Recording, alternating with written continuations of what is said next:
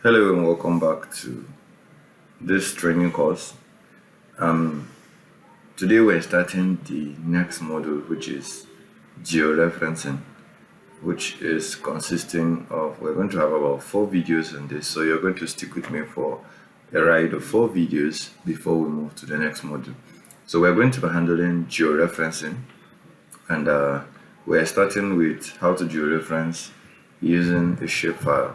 Now the heading may not really be understandable, but if you follow each of this video, you will definitely understand what we want to do.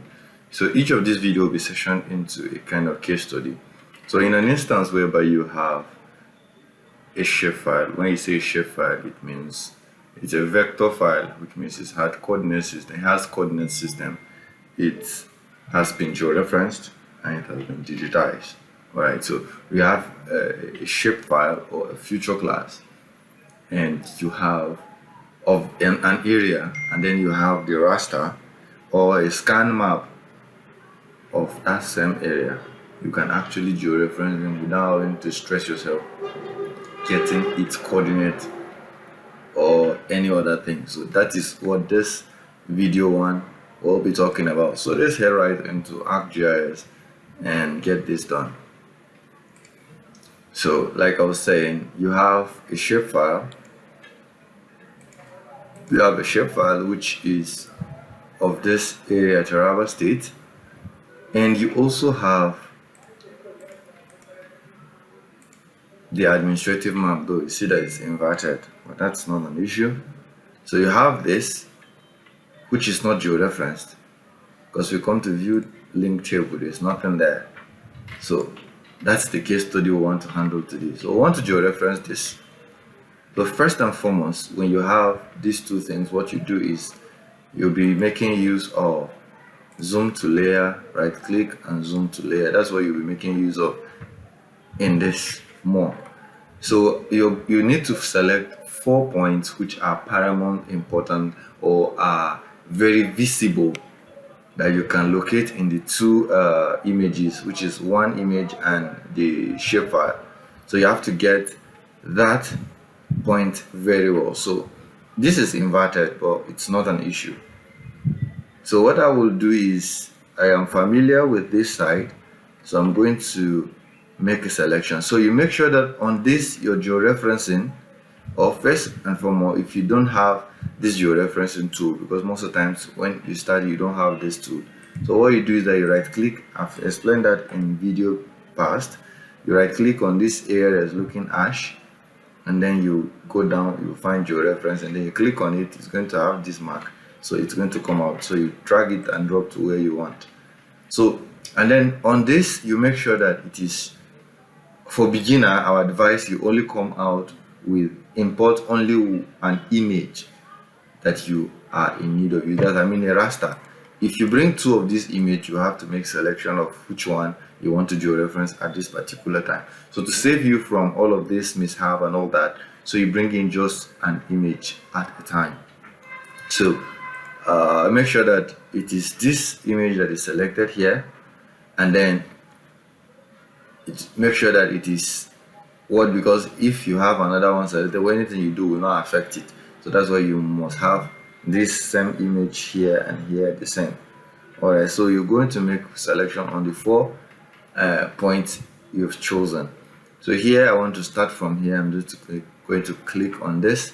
So you click on the image and then you drag it to the shapefile. So I'm going to bring out the shapefile, and then right clicking, and I'm going to zoom to layer. So this is that point you saw on that image. So I'm just going to make selection like this. So I'm going to still remove this, and then I'm going to zoom this to layer.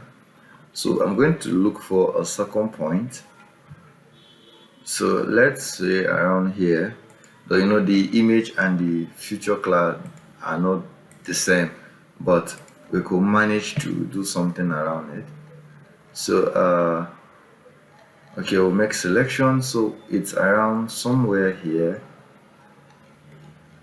but we can see that at the end they are not the same. So you see that our image have make adjustment is already tuned to what we are already doing. So we have 1, 2 selected. So we remove this first and look for the third point. So let's say I want something around here.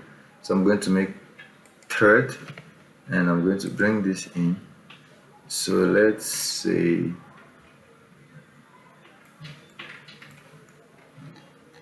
let's look at it properly so that we don't miss out anything.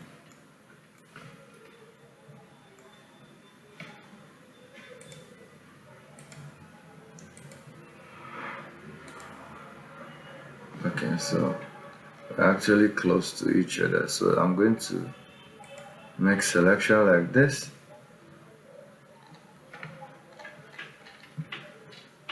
Okay, so now for the fourth point, I'm going to be selecting here, and I'm going to be taking it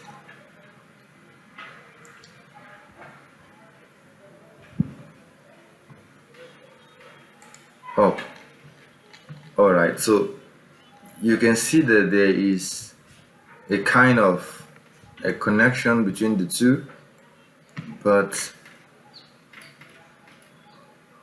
we have 4 now. We can select more. It's not necessary it must be 4 only, so but 4 is a minimum. So let's click here and click here.